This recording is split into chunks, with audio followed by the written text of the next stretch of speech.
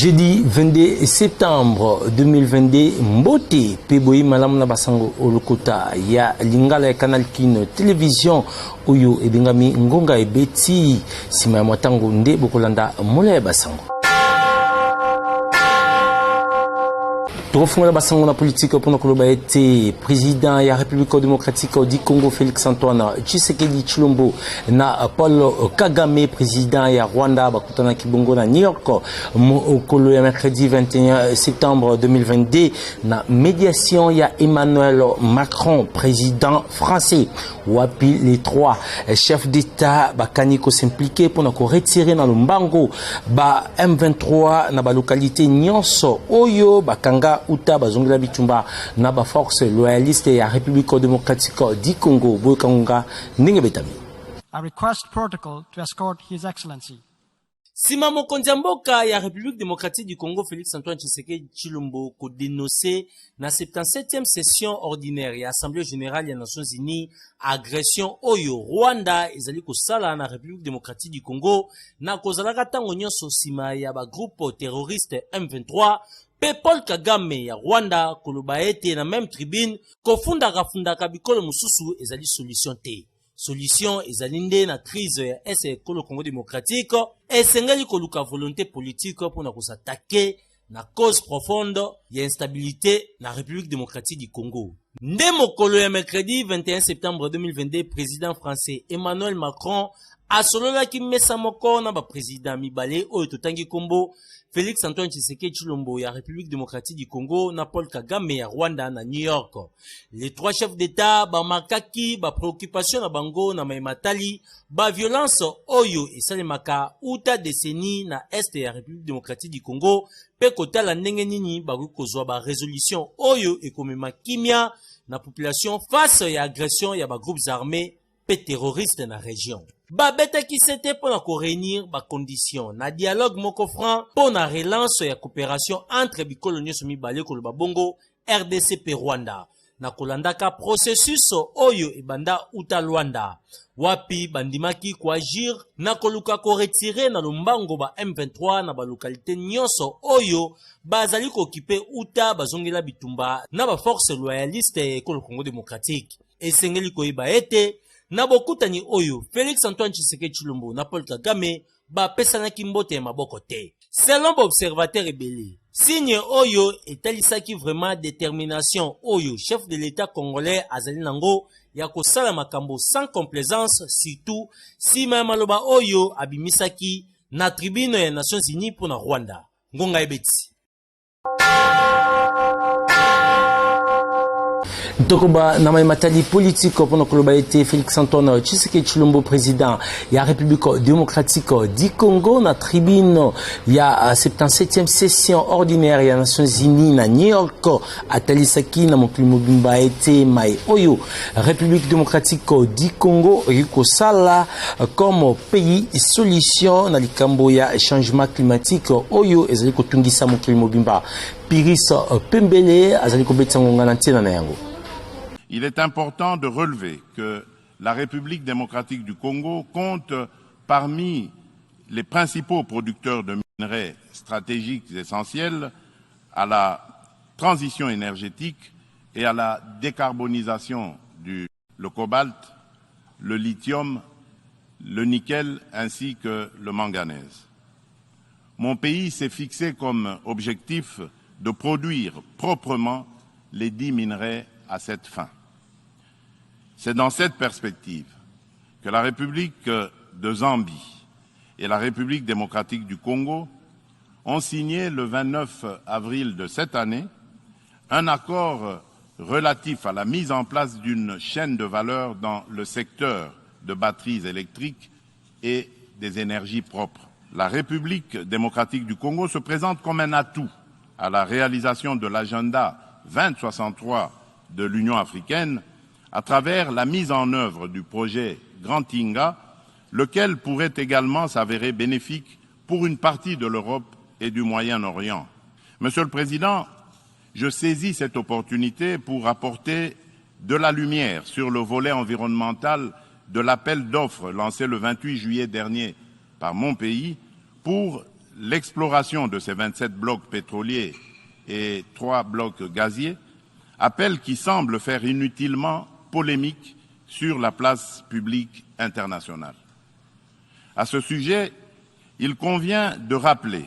qu'aucun instrument juridique international pertinent ratifié par la République démocratique du Congo ne lui interdit d'exploiter ses ressources naturelles pour cause de protection de l'environnement ou par crainte de l'aggravation du réchauffement de la planète. Ensuite, l'accord de Paris de 2015 reconnaît aux pays en voie de développement le droit d'émettre le CO2 pour le développement, mais en prenant des précautions. Ainsi, le gouvernement de la République démocratique du Congo s'est fixé comme objectif d'exploiter, dans le respect des normes environnementales, les ressources naturelles du pays et de les transformer localement pour leur donner de la valeur ajoutée et booster l'économie nationale, notamment par la création des richesses liquides et des emplois afin d'adopter et prises pour éviter des impacts négatifs sur l'environnement. Mwanamboka Vidie Chimanga Chipanda moko eba conseiller stratégique spécial Mokonzamboka Félix Antoine Tshisekedi Tshilombo azaki bongo transféré na prison centrale ya Makala provisoirement wapi sima koyoka ye epa ya procureur général près la cour d'appel Kinshasa Gombe.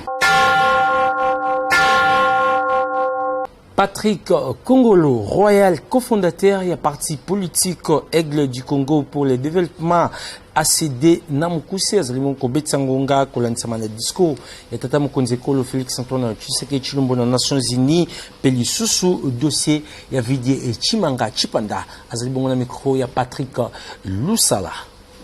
Mokonzi Mboka a brossé situation ya Mboka abandi sur le plan ya sécurité. Nakolobaka na bandeko na biso baoyo bazali kokufa na est alobi ete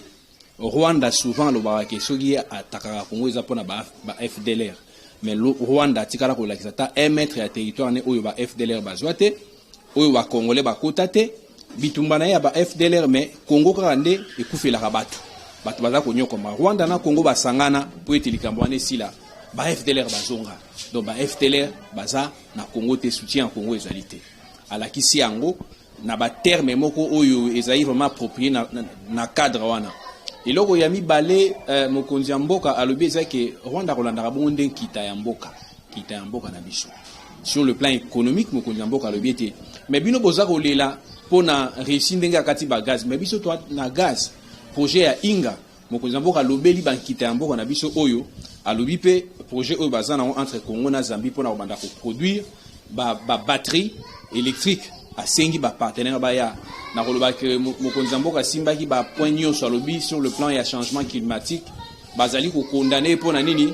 ye alingi abanda ko exploiter pétrole ayibisi bango alobi ke mobeko nini oyo Congo esignaka koloba ke ya ko sala pétrole te kaka bino ba pays développé nde bosala ka pétrole abi Congo ezali pays lokwa ba pays nyonso azape na droit ya transformer pétrole na ya banda ko teka yango beaucoup le bilan pona nini est-ce que ngai Congo na signa protocole moko oyo epekisanga na salango na kolanda na likambo ya nde Vidie Chimanga o ba tiko kanga yenga na lobi que nga na la ko zela ka mokonzi Mboka soki vraiment mutu wana bakanga ka ete elingi pesa solo ya mabe makasi puisque ba conseiller mokonzi Mboka baza bato yo ba kosunga mokonzi Mboka peut être peuple oyo azana nzala oza ko souffrir peuple wana a se retrouver na ba action ya chef de l'état mais comme on a bongo conseiller aza kobeta cop aza kosala trafic d'influence komona mokonzi Mboka lokwa ndeko na epona nini ali ya mbongo ya mondele eza mawa mingi ba 20% wana ya ngonde eza koboma mboka ya suka ngana koloba ete to soutenir mokonzi Mboka na parti na biso ACD Aigle eza ko soutenir mokonzi Mboka to pesa mokonzi Mboka mpifu kwete makambo ekene liboso bana bandal na tombeli bino mabotondi. santé à présent édition mkolelo pendant que le baïti ba médecin oyo basanganaka na kati ya Sinamed Sieko Pessinimied basalaki marche pacifique mkolelo mercredi 21 septembre 2022 pour réclamer ba prime pe li futi na bango kasi mapinga la police ba kibongo panza bango na ba gaz lacrymogène. Yannick Molengo Jires Natuba bazalaki wana pona compte ya ngonga ebeti bolanda. Côté la silence radio na ngambo ya gouvernement ya École Congo démocratique na ba revendication nyonso ya ba médecin na oyo etali li foot na bango prime pe transport nde ba médecin oyo basangana na kati ya ba masanga kotanga Sinamed Simeko pe Sinimed ba salaki marche pacifique na état de mobimba ya École Congo démocratique à part ba province mibale oyo ezali na état de siège kotanga Nord Kivu pe Ituri bongo na Kinshasa mbela etosamaki makasi ba blouse blanche ba kutanaki bango nyonso na Notre-Dame de Fatima na Gombe sima bazwaki nzela na bokomi na bango na balabala Wileri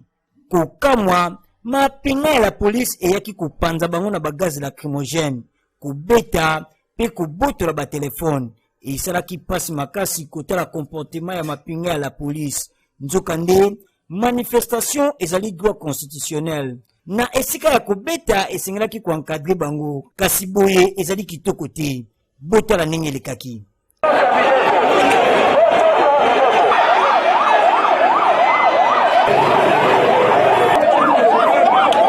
Ça fait 2 mois que nous en grève. Grève pour le gouvernement qui respecte l'accord signé par les médecins. C'est tout. Et comme Sabinote, ils ont la police congolaise. Ils ont la police. Bango batikala kondimelo rote. C'est une marche pacifique. C'est une marche pacifique. Bazaki na raison de réprimer biso marche te. Et moi basi bazwa ki on va continuer baza au courant situation na biso. Auto matérialiser comme mécontentement na biso parce que la marche est nationale. Na ba province nyonso ba médecin bazo marcher. Donc biso to quoi ça l'exception te. Surtout que ba institution c'est à Kinshasa. Nous réclamons nos droits. C'est un accord du 3 août signé avec le gouvernement en 2021. Et les mêmes ministres signé qui accord baza présent. Mais on ne veut rien appliquer. La médecin va bien librement te voir bimana balabala. Ba la ka ki biso na accord wana que bon,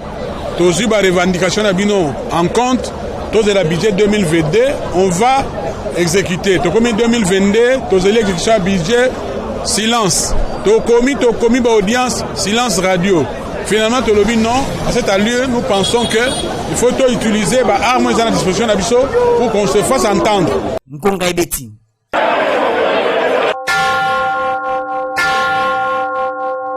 Toko bana édition mkolelo basango ya société pour nakoloba été colonel Marqueur commanda ya groupe mobile d'intervention Gémi na mkuse Alpha ya limité à salaki parade mokolo ya mercredi 21 septembre 2022 na suka à salaki présentation ya 70 kuluna oyo bakangaki Yaniko Mulengo Jiros Natuba pour na ba détail.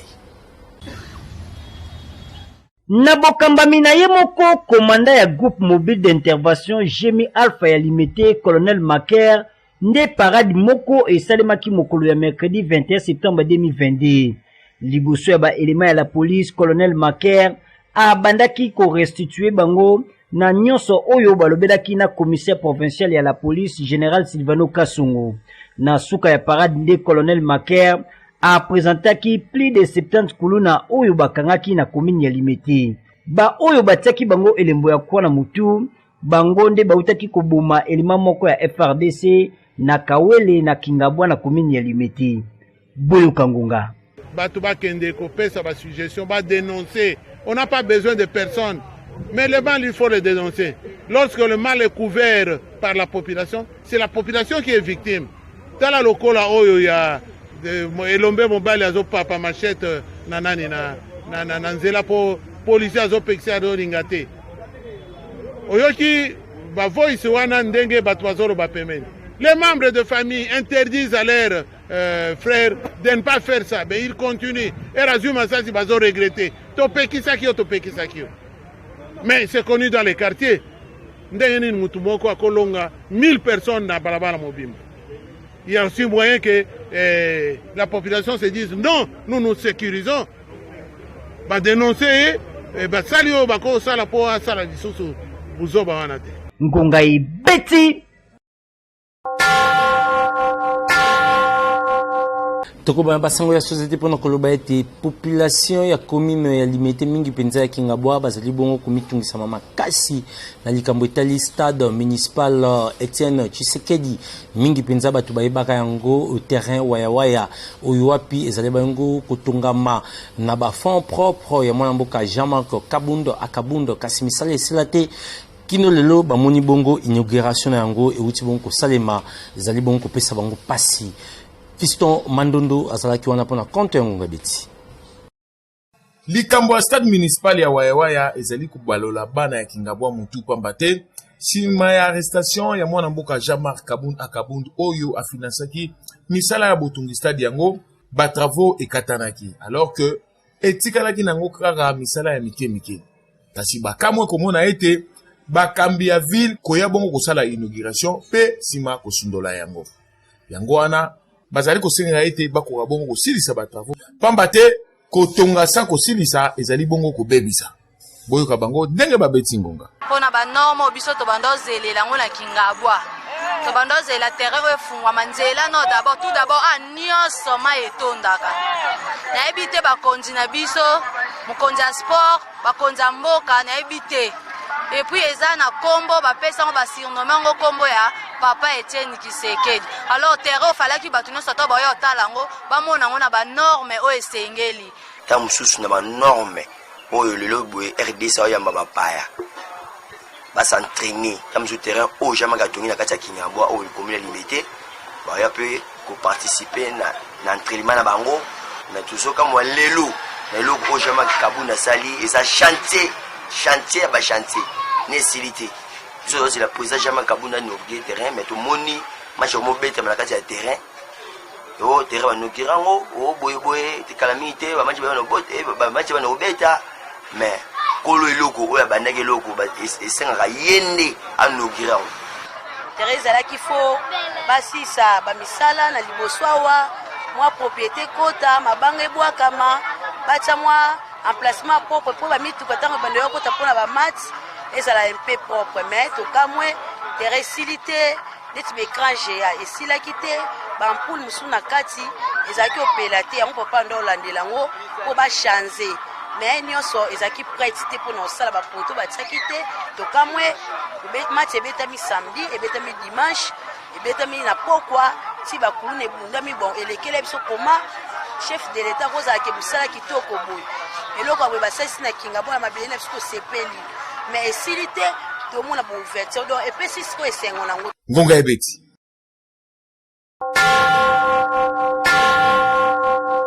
Accident en circulation mingi penza na tronçon Kinshasa Matadi et comme bon ko salema pamba pona ba camion poids lourd sima ya double accident ya Kisantu Pedram ya Mbuba semaine leki camion poids lourd mususu plein Masanga et Utibongo kokoya na cité ya Ntsele na Kisantu na tongo ya jeudi 22 septembre 2022 correspondant à Bino Etuka ya Kisantu mingi penza na province ya Congo central zali bon ko betangonga na alo ya Piriso Pembele. Accident oyo euti kosalema na 10h30 mutuka eutaki vers Matadi non loin ya Begal nani hotel Begal kokoma nango ekomi wana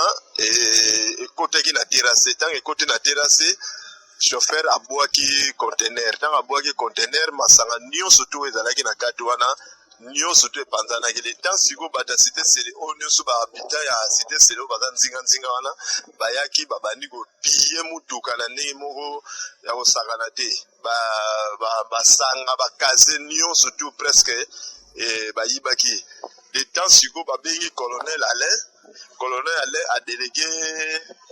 bapolisier baya le temps wana bakomi wana retard bato tout presque bazalaki wana basi bazwaki pendant quantité belé pena ya masanga bautaki kokima na bakartier nyonso to ndenge ezalaki kaka wana basali sécurité et puis babale pena ebetamaki pendant ceci ata ba 2 heures de temps masasi pena ebetamaki pena et puis ndenge tozalaki bongo oyebi ka route nationale ndenge ezali ekreaki embouteillage wana ekreaki banda place wana na Pegal ti parking koleka parking express ti na mwa liboso wana kote ya nani hotel nani Mayalos mituka nyonso etanamaki wana vike bayaki badégage nzela et puis na ba 12h 13h tomonaki kimia ekotaki et puis bacamion presque ebandaki koleka nango ndenge ezalaki circulation nde toza bo pour le moment circulation ezongaki normal chauffeur pena ndenge ezalaki wana dege eta wana esalemaki wana dega wana azalaki susu te akimaki voilà ndenge ezalaki apate ya accident wana ndenge ezalaki na kisantu awa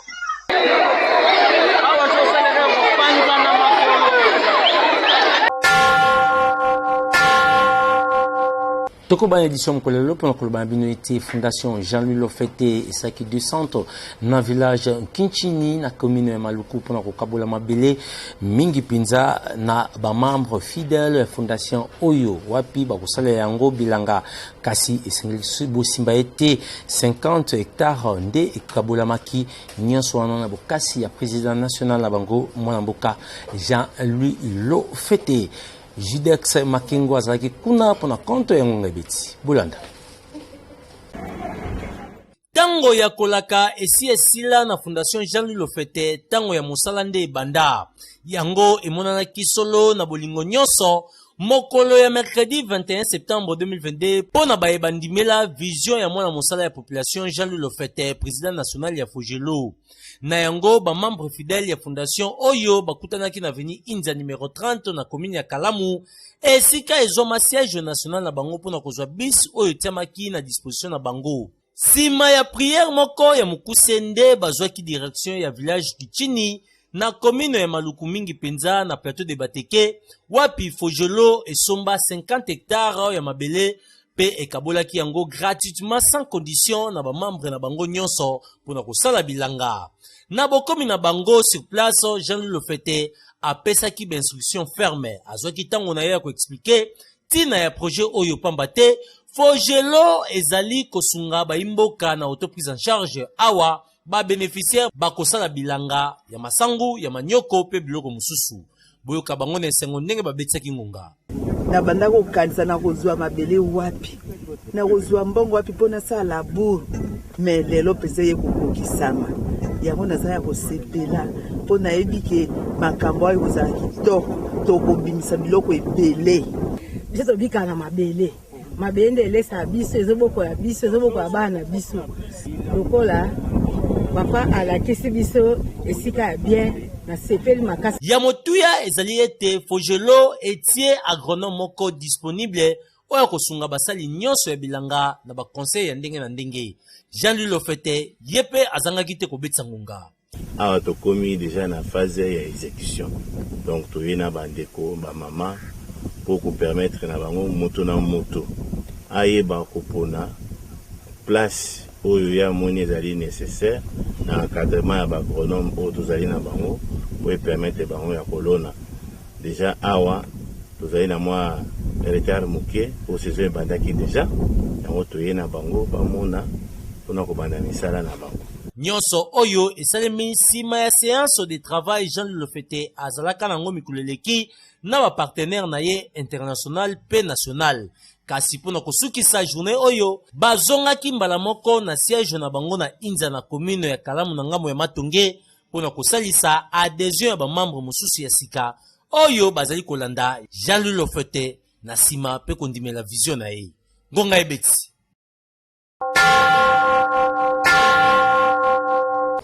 soki olingi ba produit pe biloko na mosusu ebana surtout misala na yo esengi koleka bongo na page promotionnelle ya ngonga ebeti bolanda. Très chers parents, pona nini bozali kosua mutu pona koluka cadre oyo elongobani pona éducation ya bana na bino? Solution yango yo collège tolinga na lemba école moderne pe sociale ya vocation chrétienne efongolaki déjà ba porte na yango pona ba inscription ya bana.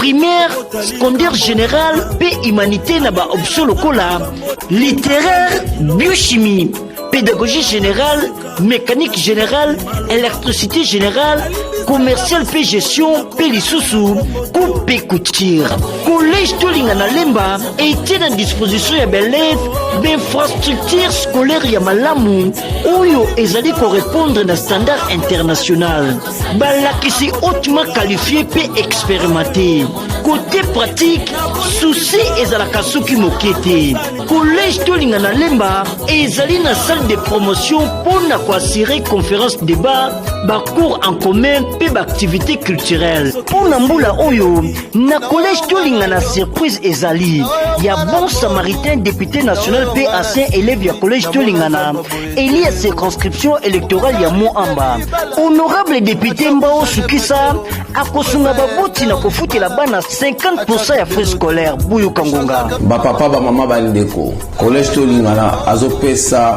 enseignement ya qualité na bana na bino na ba matériel didactique adéquat na niveau to na standard moko international kobana na primaire secondaire pe humanité pour na ko accompagner vision ya gratuité ya enseignement na cadre humanitaire lokola mopona minabino élu ya Moamba le professeur Daniel Israël Mbaousukisa n'a décidé kozwa charge ya ba frais scolaires ya bana na bino au prorata ya moitié ça veut dire que na kobanda kofuta katikati yango na sengi bino boya ebele na mbela boyoki sinote ba place nyonso ekozala clôturé ngonga ebeti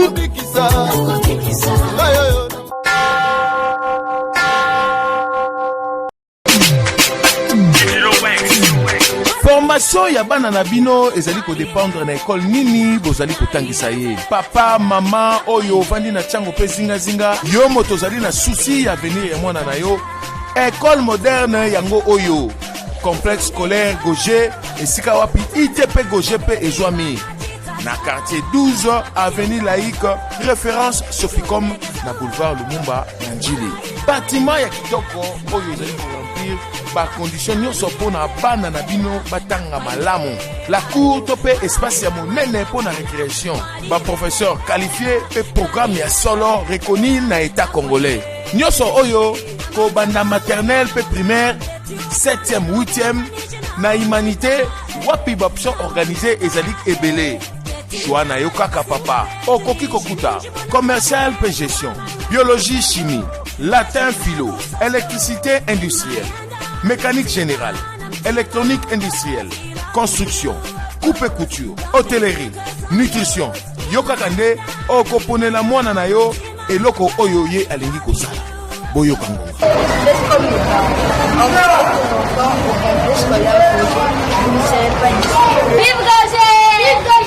donc résultat au moni ezali résultat ya formation ba distraction ba maki ezate mais tout fait 20 ans école donc c'est une grande école ITP Gauger 100% sûr ezali que ba parents école na bango ITP Gauger c'est une grande école c'est une ancienne école ba ko inscrit bana la formation c'est nous Kobo Sanate complexe scolaire Gauger avenue Laïque na quartier 12 référence Soficom na boulevard Lumumba na ngambo ya commune ya Njili ngonga ebe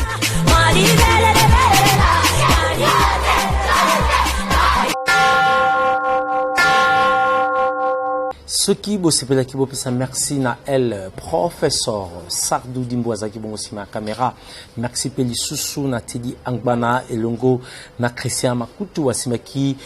montage ya édition mokolelo kasi édition spéciale ezaki bongo signé Yannick Mulingo coordination Piris Pembele kimi ankolo umabuta na bino.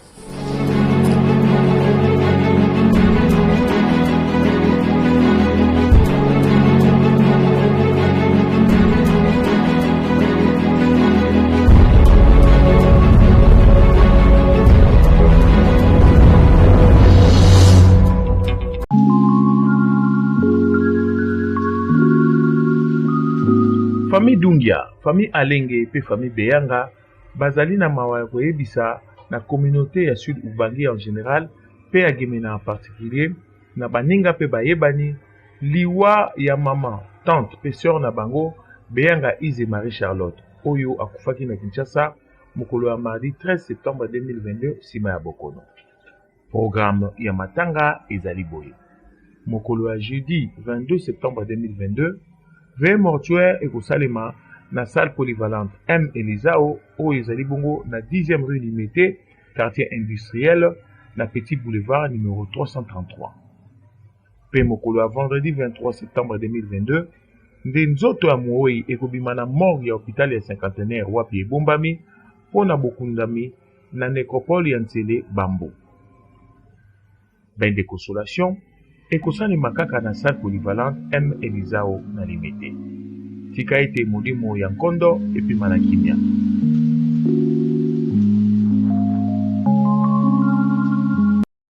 Lieutenant colonel Mboyo Wankumu Marceline azali na mawa ya koyebisa baninga pe bayebani na bango liwa ya papa na bango na kombo ya Misi Nkumu Mongo Samuel oyo akufaki mokola dimanche 11 septembre 2022 na hôpital général de référence ya Kankokolo. Pe nzoto na ye ebombami kaka na hôpital de référence ya Kankokolo. Na bozeli bobimisi nzoto ya Moei matanga ezali kosalema na numéro 25 na balabala Manzengele na commune ya Ngaba, référence Arrêt Manzengele na balabala université. Programme ya matanga ezali boye. Vendredi 23 septembre ndeve monto ekosalema na kati église ECC ya Lemba na sous-région. Pe samedi 24 septembre nde nzoto ya Moei kokende kokundama na cimetière nécropole D. Sikete mulima Moei epema na kimia.